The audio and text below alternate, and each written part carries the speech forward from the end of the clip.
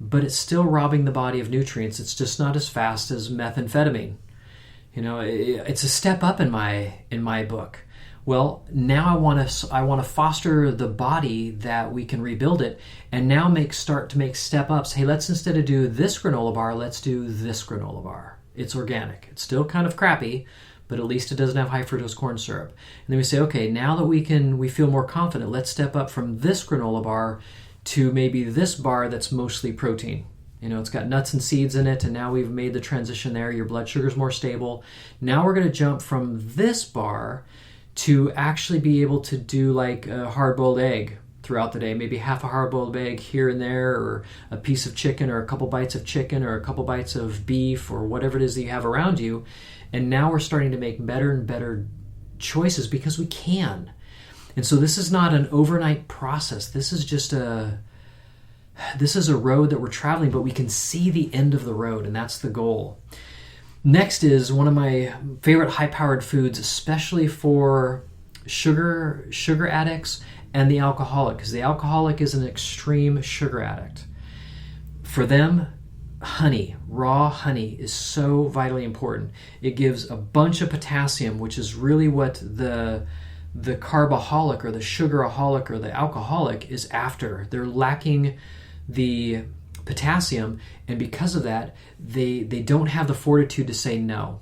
Potassium is very relaxing to the adrenals. I talked about other minerals that were important to the adrenals, but copper and zinc being the most important. But the potassium is really what relaxes the adrenals and helps us sleep at night. So I'll have folks that are pretty sensitive to sugar, and they say, I really don't want to add the honey because it spikes my blood sugar and I'm already a diabetic.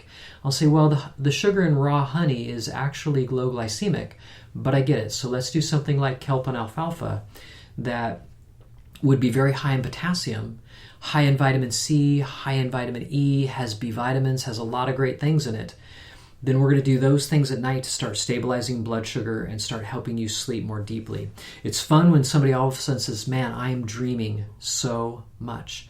I'm like, great, you've hit level 2 of sleep. Now we need level 3, level 4. How many times are you waking up? Well, I'm still waking up 3 or 4 times. Got it. Let me know when you're only waking up 1 time a night. And then all of a sudden now they're down to 1 time a night. And they're like, hey, I'm actually feeling almost rested in the morning. Great. Are you having some nights where you sleep all the way through the night? I've had one of those. Fantastic. We're now starting to stabilize blood sugar even more. We now have fortitude in the system to really, really stabilize what it is we're doing, and now begin the process of thinking, I think I'm getting away from my addictive tendencies. I notice that now I want to go to bed earlier. I'm not a night owl anymore, which is typically an adrenal issue. And so I don't have that afternoon fatigue between 1:30 and 3. My adrenals are starting to get some strength.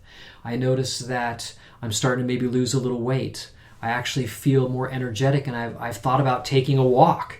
I'm like, hallelujah, we have enough system or energy built in the system now that's actually becoming a surplus, and your body's thinking about doing some things. I feel like going and doing something. I used to play basketball, and I haven't done that forever. I think I want to go do that. Great. Do those things. I want to go hiking. Great. Do those things. But I don't want to do those things until you feel like you have the energy to do those things. The reason is, and I've talked about this in other podcasts, the more that we work out, the more vitamin C and vitamin E would deplete in the system. And so I need to spare those things. I can't have you pulling that out all the time.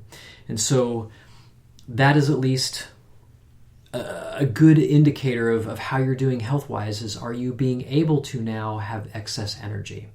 So those are some things that I want you to understand about nutrition and the addict. I want to hit part 2 next time with the mental side and really cleaning up belief systems. And so I've done this on podcasts, but I'm going to clean it up a little bit more for the addict. And it's a great reminder for all of us. And so until then, if you have any questions about nutrition and you said, hey, I've read this or thought this, or I'm having stomach troubles too, how do I do this? We'll email me, we'll handle it, we'll have another podcast on that specifically, and I would love to hear from you. So until then, I'm Dr. Troy Munson on Revealing Wholeness. Thanks for listening. If you have any questions or comments, you can reach Dr. Munson at 360-893-8586 or email him at chiroman@dr.com. That's CHIROMAN at dr.com. Check out our current workshop schedule on Facebook at Infinity Whole Health.